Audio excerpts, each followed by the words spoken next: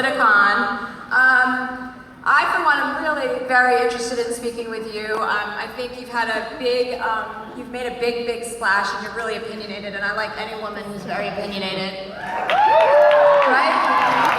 Especially if you believe what you're saying. So I know everybody's talking. No, I mean that. I mean, I believe what I'm saying, and I believe that you believe what you're saying, right?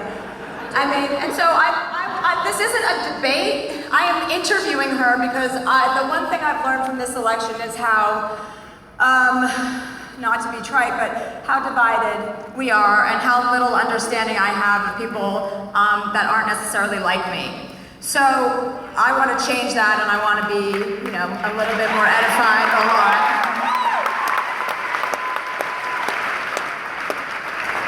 Do you feel that way? Of course I do. I put myself in these situations all the time, and conservatives tell me I'm crazy, but how else are we going to get anywhere if we won't talk to each other? The echo chamber is the worst thing that we can do. So I appreciate you having me, I really do. Yeah. Okay, so let's talk about you and your life and where you came from and how you got here. Sure. You grew up in South Dakota. Yes, ma'am. Brothers, sisters? Only child. Okay. Well, that's a start. I'm the youngest of 6. So yeah, I'm a spoiled baby. So tell me about South Dakota, tell me about your family, tell me about growing up, and like, you know, what was your childhood like? Sure, well my parents are both blue-collar Americans. Both my parents grew up on ranches, working from the age of when they could walk up until through high school, day in, day out. Neither one of my parents went to college. They had to work, they worked hard, got married young. They're still together today, 35 years, but my parents just raised me to believe in hard work, in family values, and in a hard work ethic. That's really what it is. It's not even necessarily conservative values, though I believe that hard work for me is a conservative value, but that's how I was raised. I also come from a military family. My grandpa served in World War II in Iwo Jima, and uncle Vietnam from a heart recipient shot in the leg, so that's something that's near and dear to my heart as well. And what is, I mean, values is a great place to start, I think, because we can agree on certain values. We can agree on things that, you know, for me, I think it's an interesting topic of conversation, American values, because I don't think American values are necessarily different than any other country, although people try to make that distinction a lot. And what are your values? Besides hard work, yeah, I like to work hard too. Right, well, so that's another thing that we have in common. We both also like 50 Cent, so there we go. There's another... Snap. I never said I liked 50 Cent, I just had sex with him.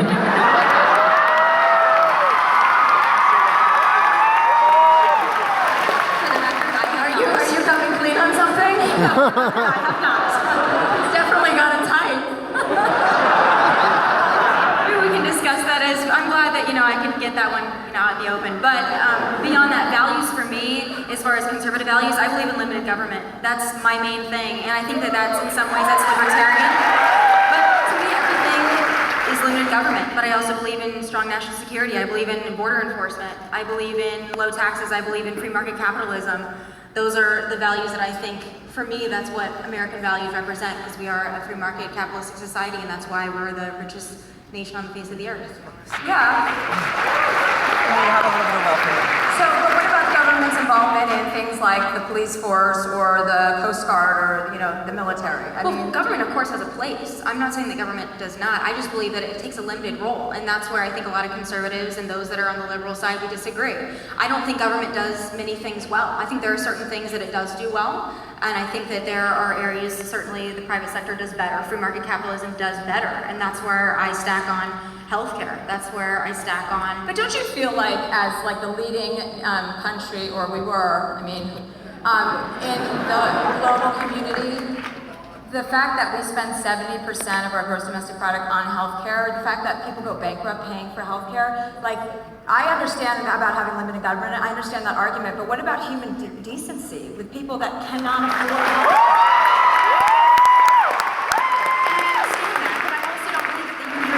system, I believe that it fails the very people that it's intended to help. And I think that there are examples of that. I just don't think that it's an effective method. It sounds good. It sounds good, but I just don't think that socialism, I don't believe that single-payer universal health care, we can see it. I mean, if you want an example, to me, if you want an American example, I look at the VA. If you look at the VA and you think that that is the model in which you want the rest of the healthcare system in the United States to function after, I certainly don't, because I know from personal experience that people go through hell in the VA system, long wait times. Well, how would you like to see healthcare unroll? I mean, or roll out? What's your ideal? Sure. Just no involvement at all, and just people just figure it out? I think that there are common sense solutions, and to me, I think that a discussion needs to be had, and I would like it to be bipartisan. I really would. I think that universal health care is a bad decision. I think it's a bad choice. I do believe in repealing Obamacare and also replacing it. There needs to be some mechanism. Repealing Obamacare would be fine if they had a replacement. Is the issue?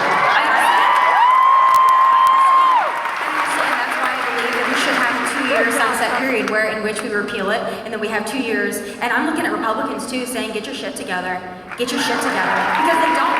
That's where you and I might align as well. I'm not sitting here as someone that's the GOP establishment. I'm not even sitting here as someone that's just pro-Trump. I'm sitting here as someone that's just pro-America, and I look at the failures, which I think government fails us, and in return, both parties, you and I probably agree on that, both parties fail us. We need something different, and I think that can take place. It's just... Yeah, I would like to see a lot more bipartisanship. I mean, regarding healthcare, I feel like what happened in the last couple of months, or maybe 6 months, I feel like has been really mean-spirited. Mean. Yeah. In what way, though? I think when people talk about repealing and replacing Obamacare, fine. Everybody, even Democrats, many Democrats, I won't speak for all of them, obviously, because, whatever, I'm not going to speak for anybody but myself. I think a lot of people feel that there are problems with Obamacare. They admit it. They're not denying it. Nobody's pretending it's not an issue when premiums go through the roof and people can't afford it. But it also has helped, 22 million people. But I think that 22 million people, I think that's a correct number. 22 million people. Well, no, that is a correct number. But it's not. It's the people that are forced to buy healthcare. All those people they're being forced to buy healthcare, so you don't force them, and then all of a sudden your number goes way far away from 22 million. No, actually, it works better when everybody feeds into that economy. It does work better. It's proven. When people don't cheer after every fucking thing we say, please. Okay? Just let us have a conversation, okay? Just be calm, please. It's proven in socialist countries, in England, in all of Europe, in Scandinavia, when people pay into a single-payer system, when people pay, and that evens out the market. That's a fact. I mean, that's been proven over and over again. They don't have problems with health care over there in Canada. They have waiting lists. And in the Medicaid system, to me, the problem with Obamacare as well is that it made Medicaid an open-ended entitlement. It was supposed to be for those that truly, truly need it. And it's expanded to the level where there are some that are feeding off of the system at the expense of middle-class Americans who are just above the threshold, but they're not low enough to be able to get fully subsidized. And those are the Americans that I care about as well, because those are the ones that are also really struggling. Yeah, but I think we're all struggling. The idea is to help each other. I think the idea is I want to help. If my neighbor needs help and I can help him, I want to. I know that's not the most popular thing to say. Well, maybe it is. I mean, we're in LA, so it is popular here. But I'm like, where the fuck am I? I do want to help people. I want people to have health care. I want people to feel safe. I want people to pay into a system that's going to return the favor, if and when they need it. Most people end up needing medical care. It's not like elective, you know? No, I understand. It's kind of like a basic fundamental right. Right, but not for me. I believe it is my right to purchase healthcare. I don't believe it's my right to pay for it for other people. I also think that the universal healthcare system.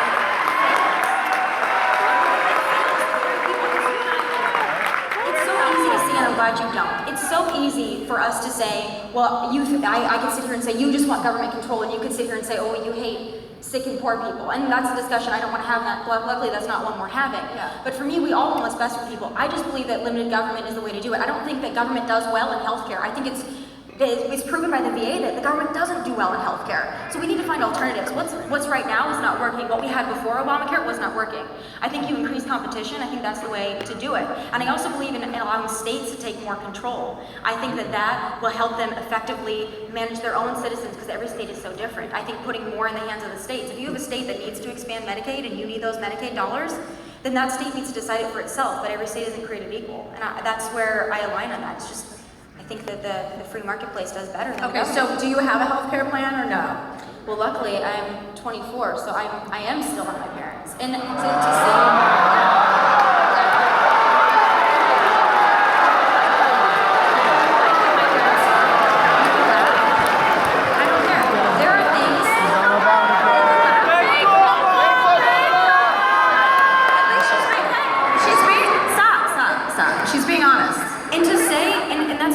say... To say that there are things from Obamacare that are not positive, that's not true. And most Republicans, most conservative, most Trump supporters don't believe that every single tenet of Obamacare is bad. I do believe that allowing people to stay on their parents' health insurance until they're 26, I think that that is a worthwhile discussion and conversation to have.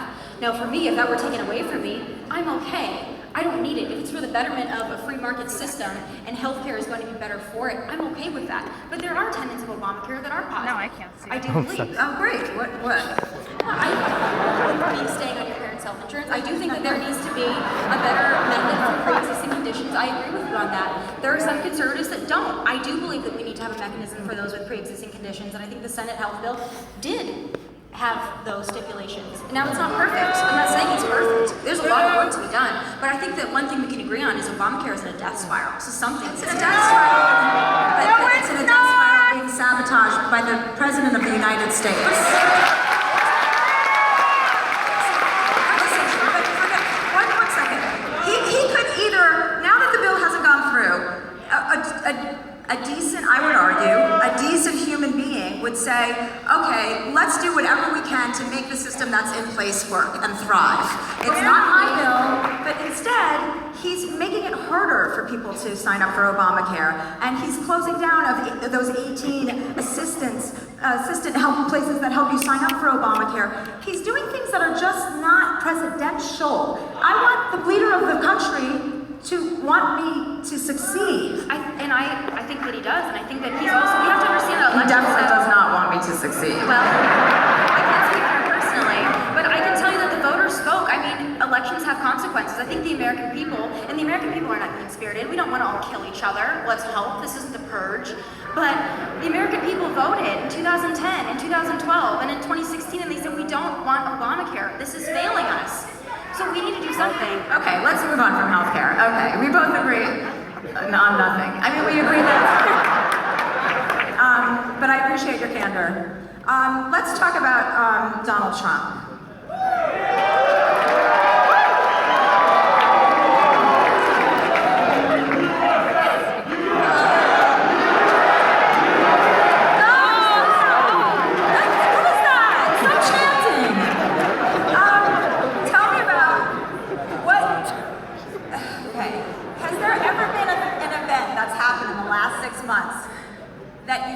That you've stopped and said, wow, this guy's not right?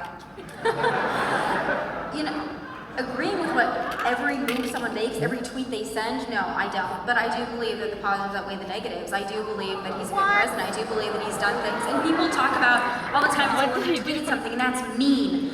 I can get over the meanness of his tweets if he's helping middle-class Americans, if he's helping America, if he's putting people first, he's strengthening us on the world stage, if he's enforcing our border. I can deal with the mean tweet. But why? But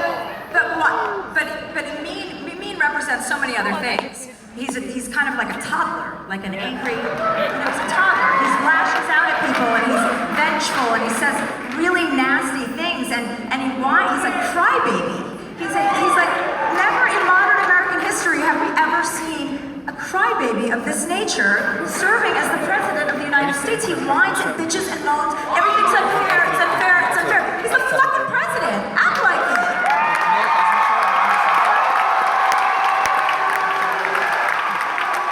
He dresses up as Trump and he's so good. He doesn't show that he's so funny. You have to say it's so good. In terms of tone, in terms of what he tweets, there are certainly areas I agree with you, but I will say this, there's not a president that has dealt with what this president is dealing with.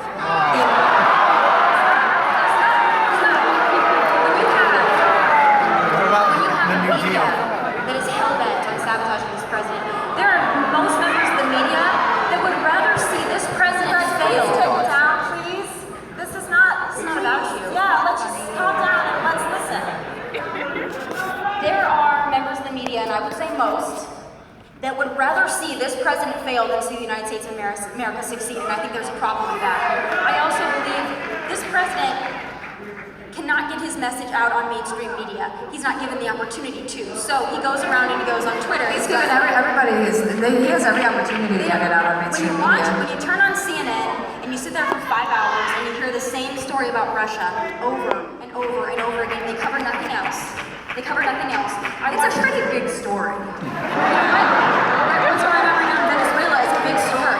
Venezuela is also a big story. It's a shame that we can't pay more attention to that. It would be great if we didn't have the distraction that is the President of the United States, distracting from global issues. Chelsea, additionally, it would also be great if the President of the United States acknowledged the global community and respected the global He community. just completed a G20 summit, which I believe he did fantastic. And beyond that, if you look at Venezuela, speaking of it, that is a prime example of how socialism fails. We're not getting into Venezuela because that's another conversation.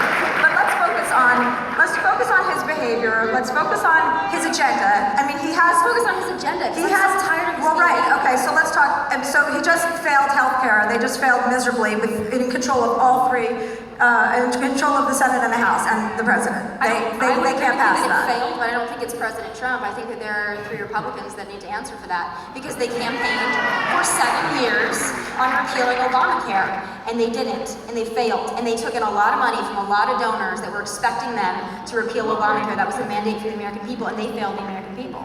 And those are Republicans, and I have no problem saying it. I think that they let us down. But here's the thing: repeal and replace. What they had started as a giant tax cut for the rich. There was no health plan. It was built around giving more money to the very, very top 10%, 1% of people. That's what it was built on. That's how they started their plan. That was the very first tenet of their plan. Tax cuts for the rich. How is that in the best interest of American people? I think open-ended entitlement that is Medicaid is not in the best interest, and even those that are on Medicaid is not, people that are on Medicaid, it's better than nothing, but Medicaid is failing in many of the states of the very people that it's intended to serve, and it's because there are too many people enrolled in it, because when you make something an open-ended entitlement, there are people that are taking advantage of it, they have no business taking advantage of it. Why? Because they're lying about being poor? Well, no, because it erases their incentive to work. If you can get your health care free and you can be subsidized, why would you work? Because you have to earn money. Just getting your health care for free doesn't pay your bills. There are other entitlements that help them there as well. That's the problem to me with the overgrown entitlement state. Okay. So back to his agenda. What else? What else? I mean, like, what has he done that you're really like the executive orders, his repealing? I mean, half of the stuff he signed has been like kind of just undoing what Obama did. I think a third of the things that he signed into action. The others are executive orders, and then I think he renamed a library or something. He's taking back about 15 or 16 regulations for everyone. So for someone that appreciates the government, that's something that I feel is a success. But beyond that, I mean, when you look at national security, we had an administration for 8 years that made our enemies stronger. They made China stronger. They made Russia stronger. They made Iran stronger. And now the tide is turning. And I also believe in terms of national because now we're making Russia stronger. And China. We're also putting sanctions on Russia. But wait. Let's talk about the sanctions, because that's actually a great point. Because the Congress basically had to babysit him and force those sanctions through so that he had to sign them. I mean, he could veto them, but that would be really, he hasn't signed them yet. Right, exactly, thank you. But that's them, that's Congress coming and saying, we don't trust our president. That shit scares the fuck out of me. That our Congress has to babysit the man in charge, that doesn't scare you? He didn't come up with those sanctions. He doesn't probably even know what sanctions are yet. At the end of the day, if they're in place, that's the President of the United States. And beyond that, what scared the ever-living hell out of me, Chelsea, was the Iran deal and the former president. And it was orchestrated down to nuclear alone, and that's what terrifies me. And we're already seeing them flex their muscles, and finally we've got a president that's not going to stand for that shit. And I appreciate it.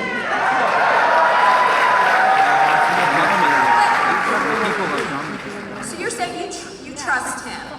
I do. And here's why.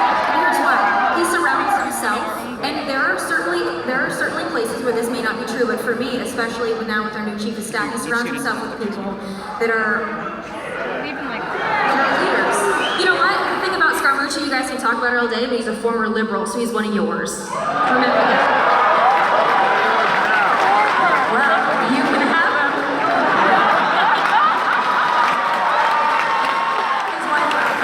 Straight. Did you read that? I mean, this shit just keeps getting better and better. I now understand why people watch The Real Housewives. Like, I've never watched a reality show in my life because I think it's so cheap and dirty, and now I'm like watching one every day. I'm like, no, I get it.